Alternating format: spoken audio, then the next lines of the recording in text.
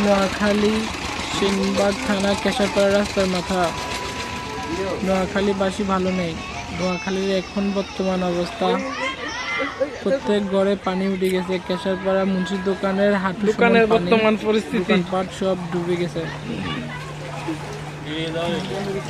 বাড়িতে থাকার মতো কোনো অবস্থা নেই।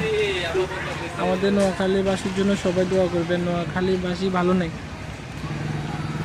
এটা হচ্ছে যাই কেশারপাড়ার পাশের গ্রাম লুদুয়া।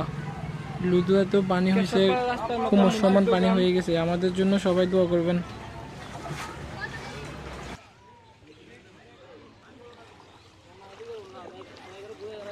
ভিডিও কইলেছি